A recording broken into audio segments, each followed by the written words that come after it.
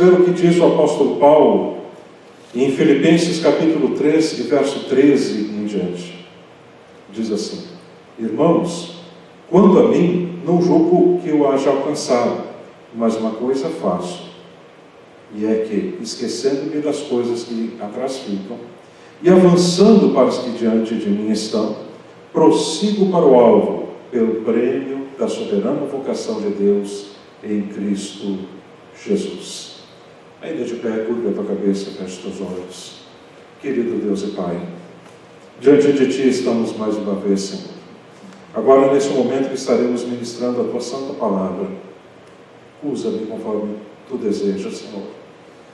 Guia, Senhor Deus, o meu pensamento, guia, Senhor Deus, as ideias, Senhor, que venham na minha mente. Usa, Senhor Deus, meus lábios para que eu possa proclamar a Tua Palavra tal qual Tu desejas. Eu te peço no nome de Jesus que fales aos nossos corações poderosamente nesta noite. Em nome de Jesus, eu te agradeço. Amém. Podeis tomar assento, queridos.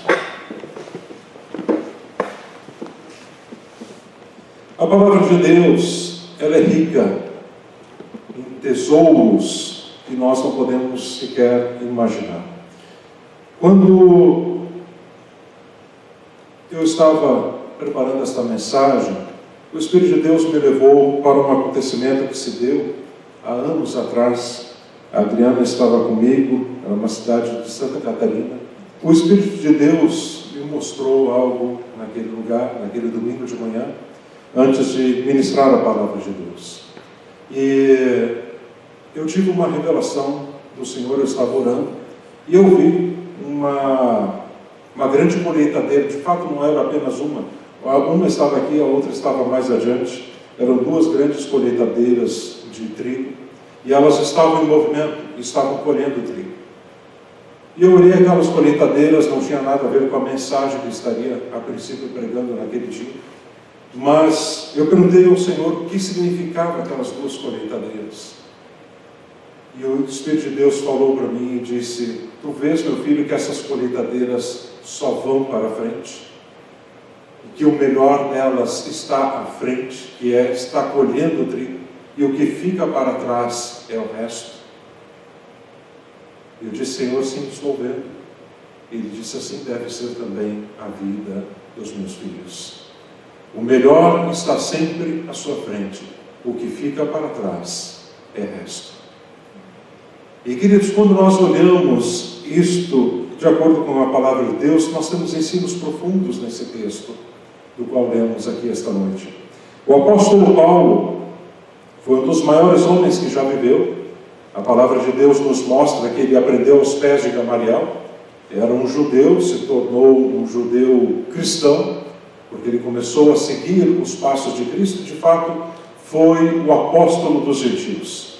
Ele chegou até mesmo a ter um problema com Pedro, como muitos de nós sabemos, por causa disso, por causa desta posição que ele teve de tomar diante da necessidade que ele via de pregar a palavra de Deus para os gentios. O que aconteceu foi que Paulo, nesse momento, ele escreve essa carta aos Filipenses. É uma das cartas mais lindas que o apóstolo Paulo já escreveu. Alguns dizem que ele de fato não escreveu, e sim que ele estava ditando, e havia um amanuense, um escriba que estava ali escrevendo, porque ele estava preso quando escreveu esta carta. Outros já dizem que ele tinha sim o equipamento necessário, que era aquelas tintas especiais, uma caneta especial e, claro, o pergaminho para poder escrever. Nós não sabemos, existem bastante discordâncias quanto a isso. Mas o fato é que foi ele que é o autor dessa carta. É uma das cartas mais lindas que há na palavra de Deus, porque é uma carta de ânimo à igreja que está em Filipe.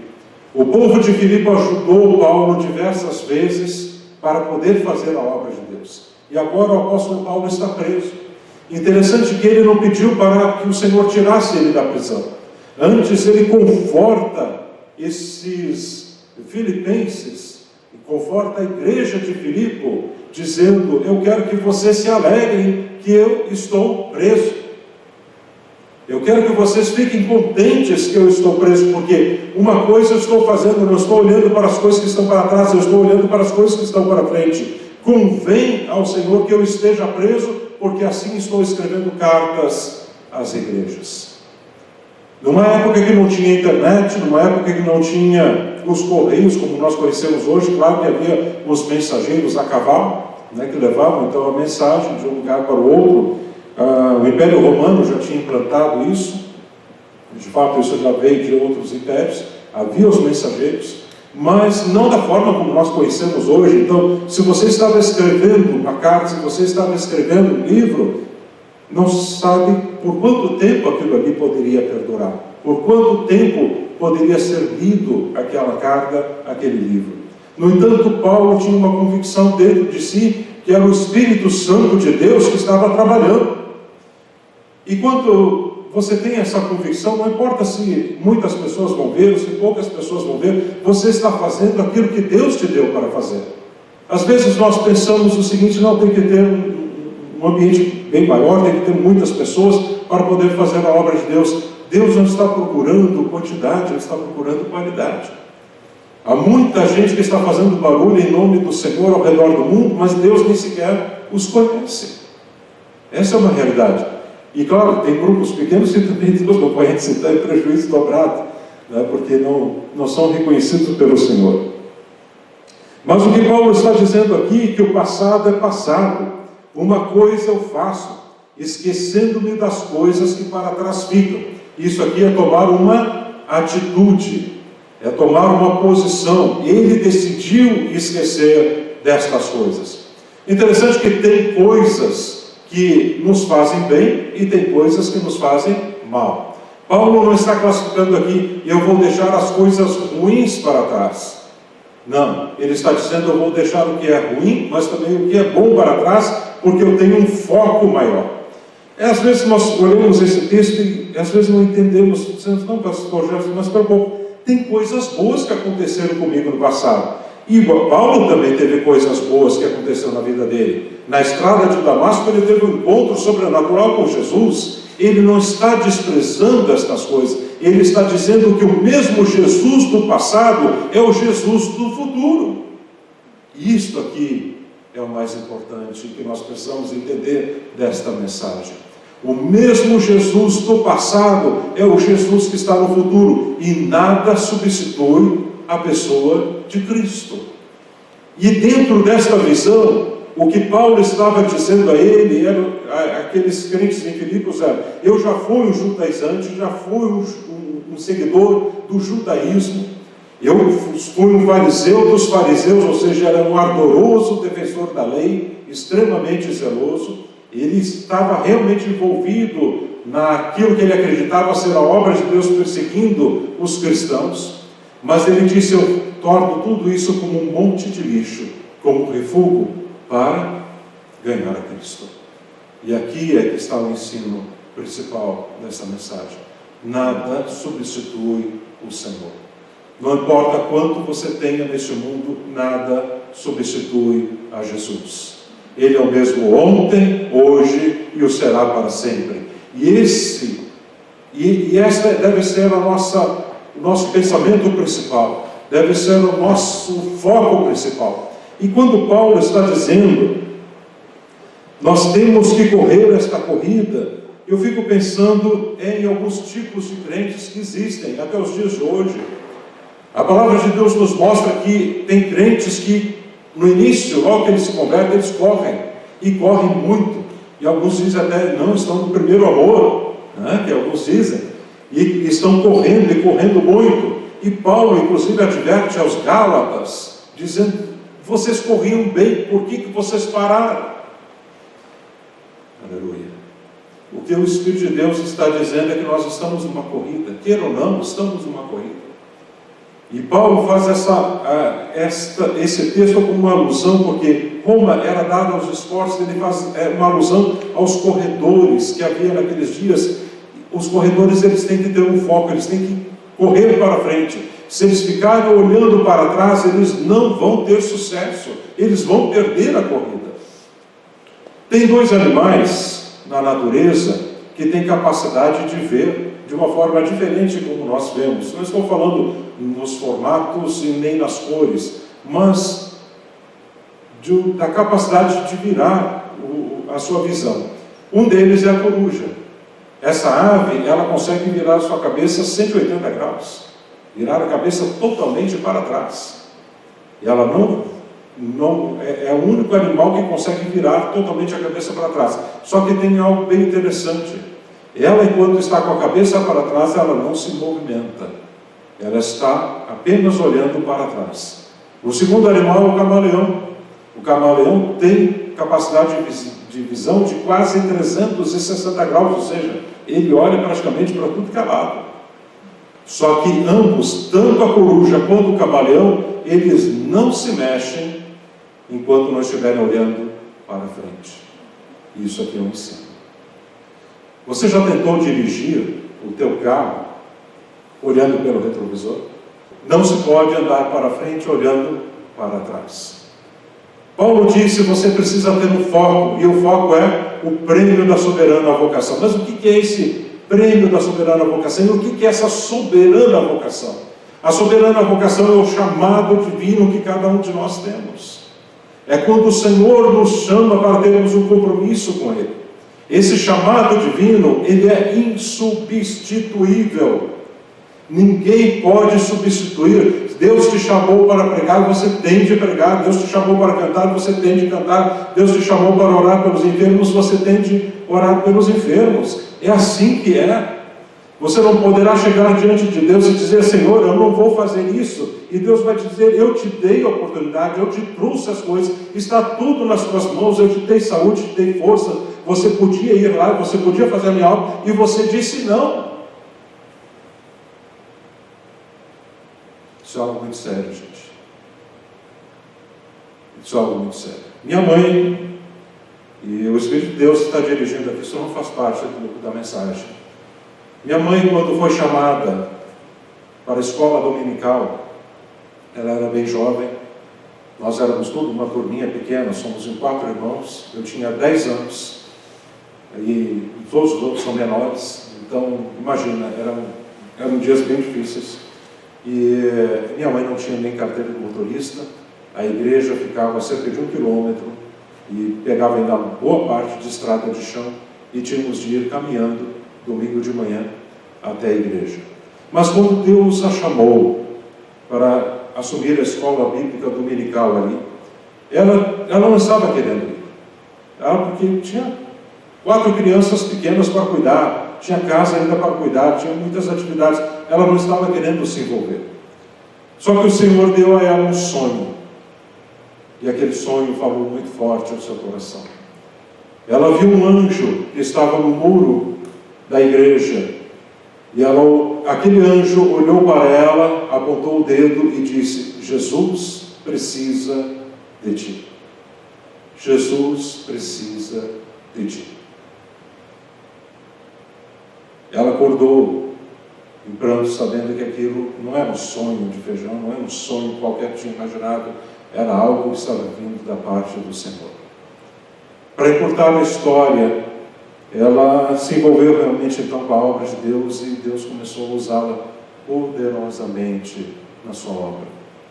Não só no ministério ali, na área de ensino na palavra de Deus, liderando a escola dominical, mas também na oração por os enfermos, no ministério do hospital, que ela ia toda semana. Eu me lembro que ela deixava o almoço preparado, então deixávamos em casa, ia orar pelos enfermos, e ouvimos muitos testemunhos de pessoas que estavam desenganadas e que o Senhor curou lá dentro do hospital. Houve um testemunho, que esses dias, inclusive, ela estava comentando, que eu já tinha até mesmo esquecido, isso já faz muito tempo, de uma pessoa, de uma senhora, que encontrou ela no corredor do hospital, e ela veio chorando em prantos, e pediu que orasse pelo marido dela, mas essa senhora, ela não disse que o marido dela já estava morto, já tinham dado como atestado de óbito, e a minha mãe foi e orou por ela, e ela não sabia, mas ela sentiu que tinha que repreender a morte, ela repreendeu a morte. O que aconteceu foi que dias depois ela ficou sabendo do testemunho. Estava lá aquele homem, juntamente com a sua esposa na igreja, dando testemunho e trazendo o atestado de óbito que já tinha sido emitido contra ele. São milagres que Deus faz. São coisas que Deus faz, mas faz quando você está sujeito à vontade e à direção de Deus. Eu creio no Deus de milagres. Eu sei que Deus é um Deus de milagres. E eu creio que o Senhor vai fazer milagres também neste lugar. Ele pode fazer milagres. Nós vivemos em um mundo que parece que a igreja ficou tão engessada dentro de 4 paredes que ela perdeu a identidade com o Espírito Santo.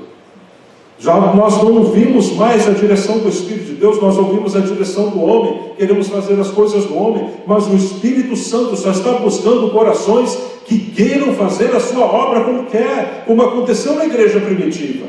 Meu Deus, a igreja primitiva era uma revolução. Aonde chegava Paulo, Pedro, Tiago, João, aquilo era um alvoroço, era uma revolução. Eu estou estudando o livro de Atos e fico pasmo, meu Deus, aquilo era um confronto constante contra o império, contra os judeus, contra aquelas religiões que havia naqueles dias, porque eles estavam cheios do Espírito Santo. A mensagem que eles tinham era uma mensagem que impactava, que mudava vidas. Glória seja dada ao nome do Senhor. E Deus quer fazer isso com cada um de nós ainda hoje.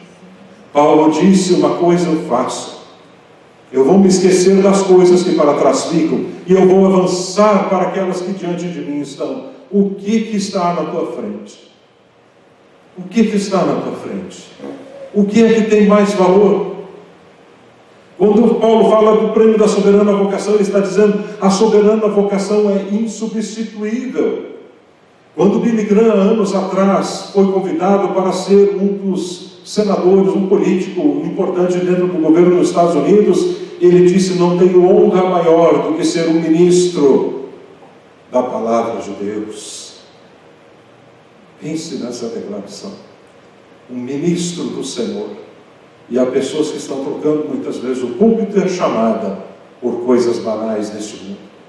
Paulo preso, o que ele mais ansiava era de alguma forma alcançar a ressurreição dos mortos e ter seu corpo glorificado.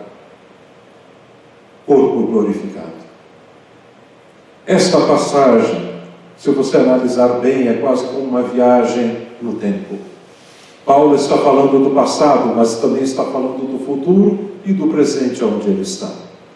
E se você olhar bem, você vai entender aquilo que Paulo está buscando. Ele está dizendo: eu quero sair desta esfera terrestre, deste peso, destas coisas difíceis que há nesta vida e ter uma vida gloriosa com o meu Senhor.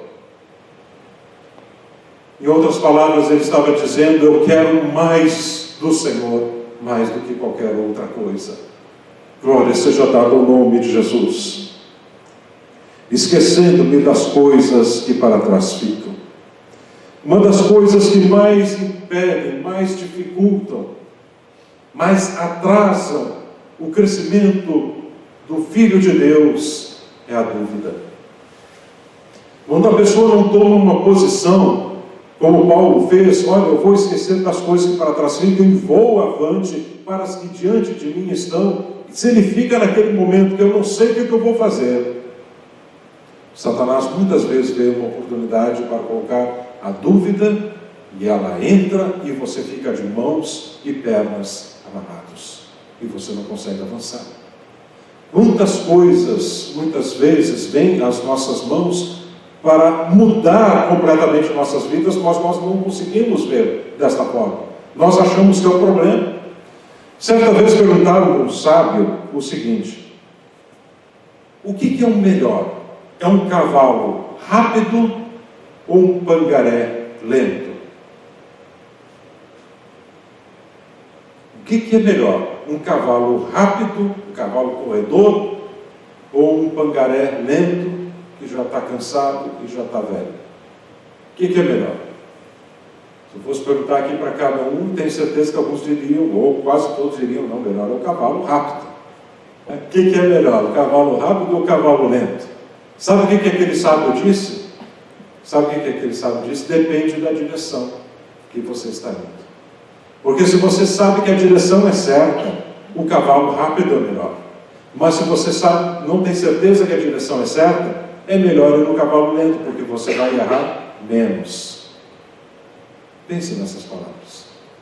Quando você tem certeza, e o que Paulo está dizendo aqui, uma coisa eu faço, ele estava dizendo, eu tenho certeza do que eu estou fazendo, eu não tenho dúvida, eu posso correr, eu posso avançar, eu posso conquistar, porque esta é a vontade de Deus sobre a minha vida.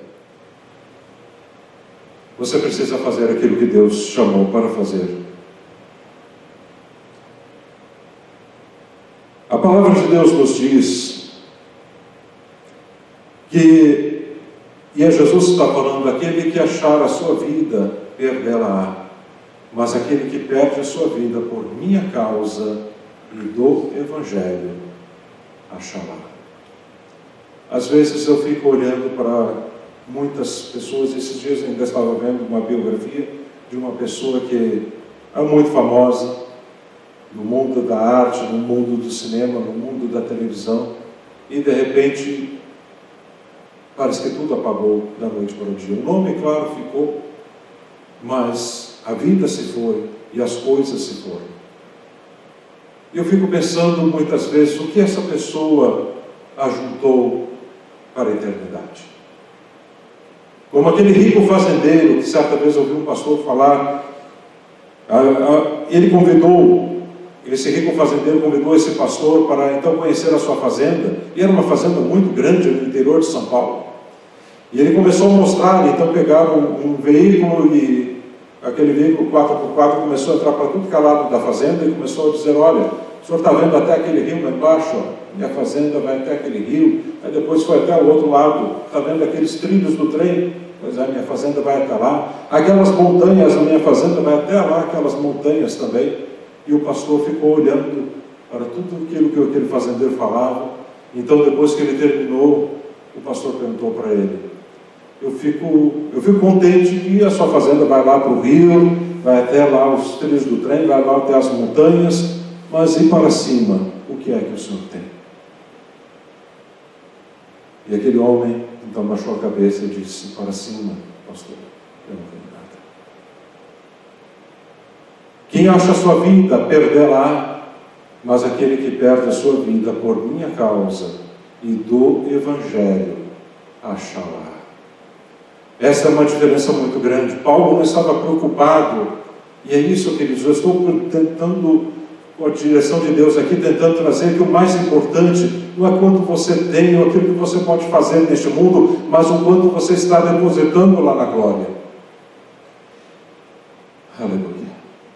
Porque há um céu, há uma eternidade, há ruas que são feitas de ouro, há muros que são feitos de jaspe, há portais de pérola, há um rio cujas correntes alegram a cidade de Deus, o santuário das moradas do Altíssimo.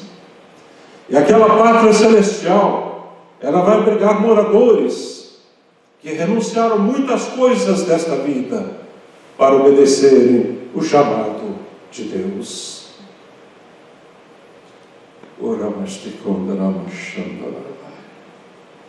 Isso é sério, gente.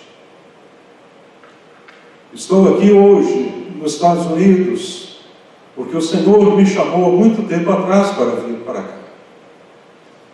Há muitos anos atrás, o Espírito de Deus me mostrou com 19 anos que deveria orar por esta nação e clamar a Deus por ela. Esperei por mais de 20 anos, orando todas as semanas para estar aqui. Você tem um compromisso, há uma necessidade, você precisa fazer, há um momento que você vai ser usado por Deus e que Deus vai abrir as portas para que tudo aconteça. E é interessante que às vezes Deus coloca certas coisas para nós em um momento que nós achamos que já é a hora certa.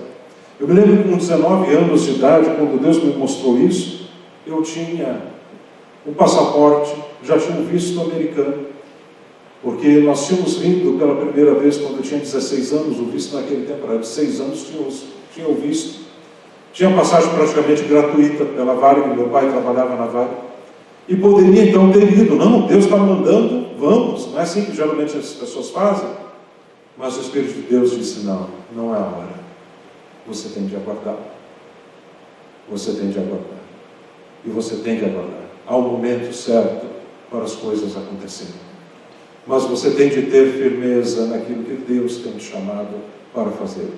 Deus te chamou para pregar, pregue o Evangelho. Deus te chamou para intercessão, interceda pelos outros. Deus te chamou para cantar, cante. Faça a obra de Deus, mas não deixe chegar diante de Deus sem ter nada nas mãos. Há pessoas que só querem fazer a obra de Deus, aquela obra que chama muita atenção, só querem aquela que Paulo inclusive escreve, são obras de feno, obras de palha, obras de madeira. São aquelas obras que não custam muito, que estão à vista de todos. Então são aquelas coisas grandiosas, mas que muitas vezes não tem nada da unção de Deus. Mas as obras que o Senhor vai pesar naquele dia aqui como por fogo, é o ouro, é a prata e as pedras preciosas. O ouro, prata e pedra preciosa não está à vista dos homens, mas estão enterradas na terra. Você precisa cavar, você precisa procurar, porque elas não estão às vistas dos homens. Isso aqui é renúncia, é desejo de fazer a obra de Deus, não importando se este está aplaudindo, se aquele está te odiando, você está fazendo a obra de Deus, você está agradando ao teu Senhor, você está lutando pela causa de Cristo, e Deus está trabalhando na tua vida. Glória seja dada ao nome de Jesus. Se permanecer a obra que alguém sobre ele edificou, esse receberá galardão. Se a obra de alguém se queimar, sofrerá ele prejuízo, mas o tal será salvo, todavia, como que pelo fogo. Deus dá a oportunidade a cada um de nós para fazermos a obra dele como ele deseja. Eu me lembro há muitos anos, a minha família sempre contou a respeito dos meus bisavós, quando eles deixaram a Europa, há muito tempo atrás. Eles eram da Igreja Batista, e estavam frequentando a Igreja Batista, quando levantou uma profeta de Deus, naquele lugar. Não me lembro se foi uma profeta ou um profeta, não me lembro agora. E chegou para eles e disse: vendam tudo e vão para o Brasil. Eu fico muitas vezes pensando nessa decisão que eles tiveram, porque logo em seguida que eles tomaram aquela decisão e venderam, quem ficou? O restante dos parentes. Praticamente todos os parentes ficaram lá. Irmãs, irmãos dos meus bisavós ficaram lá e perderam tudo para o governo, porque o comunismo entrou e pegou tudo. Eles anos mais tarde escreveram e disseram: vocês foram bem-aventurados, porque saíram antes. Quem ficou aqui perdeu tudo para o governo. Mas eu fico pensando, é a decisão que eles tiveram de tomar, ouvindo a voz de Deus. Deus chamou Abraão e disse: sai da tua terra e do meio da tua parentela e vai para a terra que eu te mostrarei. Abraão pegou o GPS dele. Não tinha GPS. Ele pegou então a bússola. Não tinha bússola. Ele pegou o mapa. Tampouco talvez houvesse algum mapa qualificado naqueles dias. Não. A única direção era a de Deus. Vai caminhando, Abraão, e confia. E vai caminhando, Abraão, porque essa terra que tu pisas será tua. E Abraão, nos diz a palavra de Deus, que começou a caminhar de um lado para o outro, naquela terra. E aquilo foi uma promessa do Senhor: a terra que teus pés pisam será do teu povo. E Deus tem essa promessa para com Israel até o dia de hoje, mas ele saiu pela fé. As coisas de Deus só acontecem pela fé. Você precisa se mexer, mas precisa botar uma posição dentro de si. Eu quero fazer a obra do Senhor, eu quero fazer o meu melhor, eu quero lutar para fazer o meu melhor. Conta-se de um carpinteiro que ele construiu durante muitos anos muitas casas. Ele tinha um contratante que o contratava para construir casas, e ele durante décadas e décadas foi construindo casas para aquele homem. Mas esse carpinteiro envelheceu, já estava bastante cansado e estava disposto a parar de construir casas.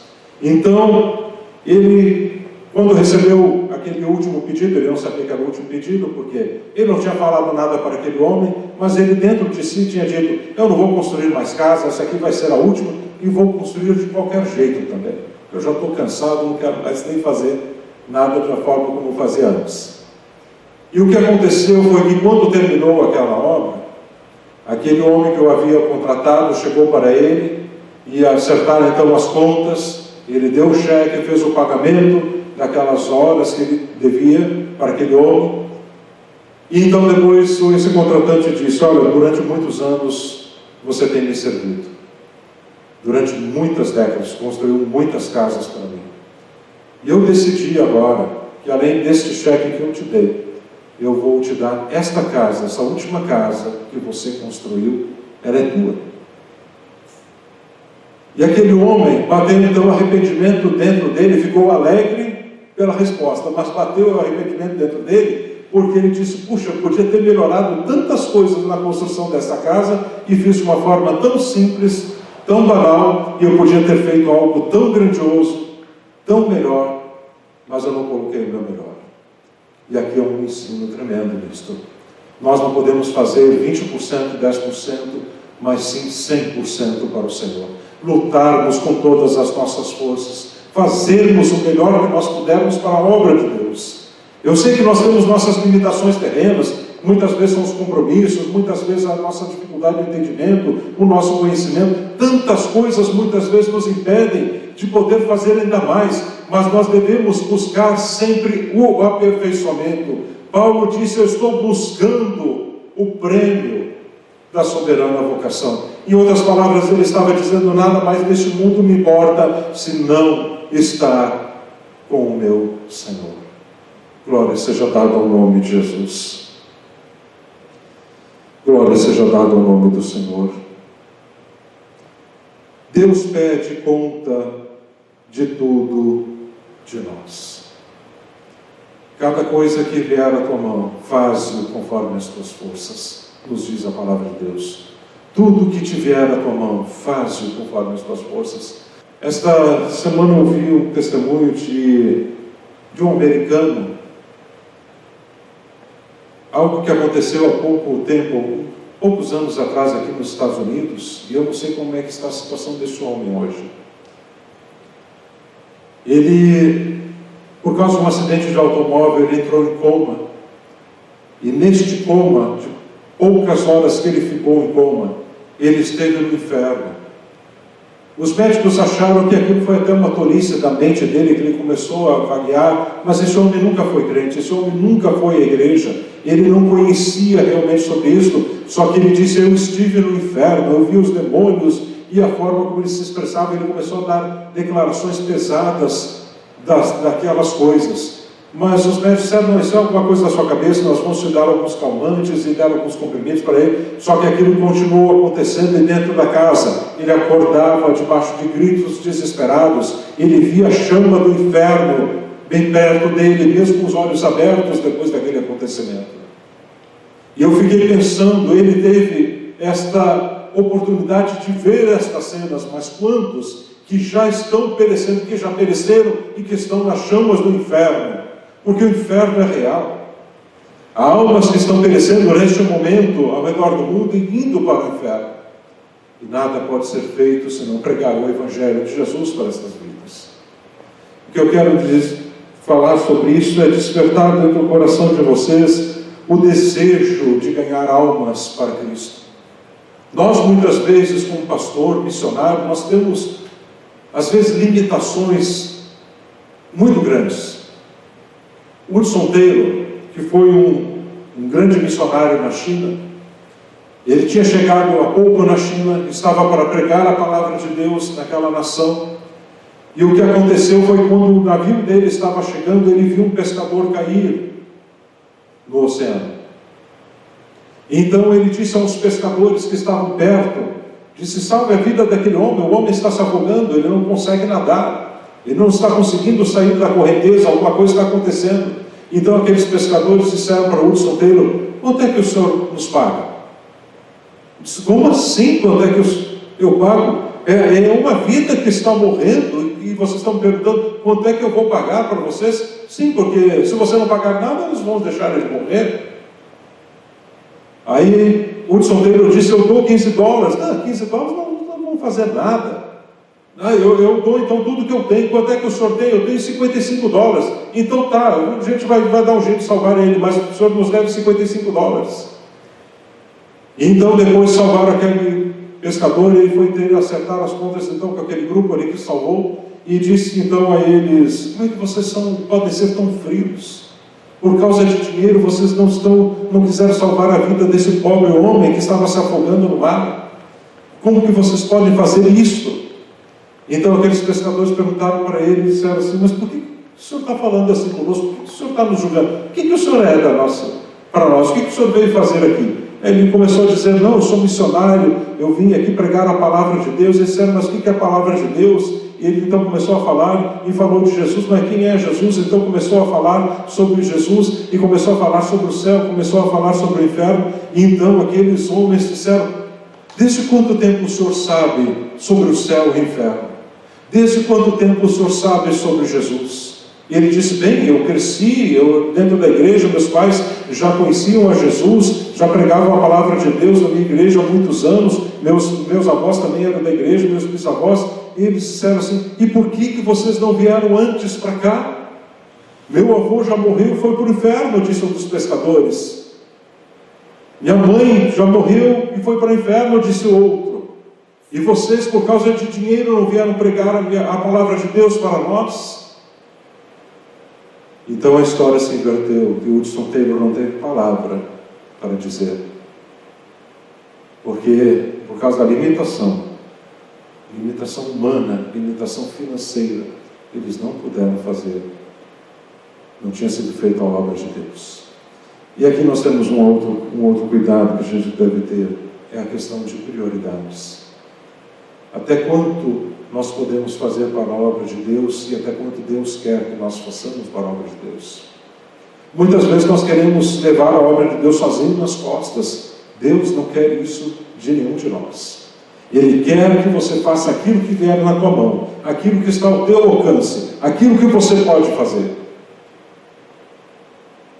Glória seja dada ao nome do Senhor. E Ele vai e capacita cada um de nós para fazermos a obra de Deus. O escritor aos Hebreus diz: olhando para Jesus, o autor e consumador da nossa fé, olhando firmemente para aquele que é o autor e consumador da nossa fé. O que é olhar firme? O que é ter foco? Você consegue focar em alguma coisa e ao mesmo tempo estar olhando para os lados? Não, de forma alguma. Ter foco é colocar os olhos em algo e não tirar mais dele. As pessoas vão estar falando algo aqui, outras vão estar falando algo ali, outras vão estar falando lá atrás, mas você está com os teus olhos firmes. E é isto que o escritor aos Hebreus está dizendo: olhando firmemente para o autor e consumador da vossa fé. Se você olhar para o homem, tem falhas. Se olhar para este ou para aquele, vai encontrar falhas. Mas em Jesus não há falhas. Nós muitas vezes, quando olhamos a palavra de Deus a respeito de Tomé, nós dizemos: não, Tomé foi um duvidoso, Tomé foi quase um descrente, Tomé foi isso, foi aquilo. Só que Tomé foi o primeiro e o único naqueles dias que reconheceu o senhorio de Cristo. Quando Jesus apareceu para os 11 que estavam ali, ele estendeu as mãos e disse: toca nas minhas feridas, Tomé.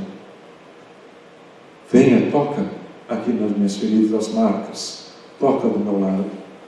E a palavra de Deus nos diz que quando ele tocou, ele colocou o seu rosto em terra e disse: Senhor meu e Deus meu, tu és real. Paulo disse: esquecendo-me das coisas que para trás ficam e avançando para as que diante de mim estão, eu prossigo para o alvo, para o prêmio da soberana vocação de Deus em Cristo Jesus, nosso Senhor.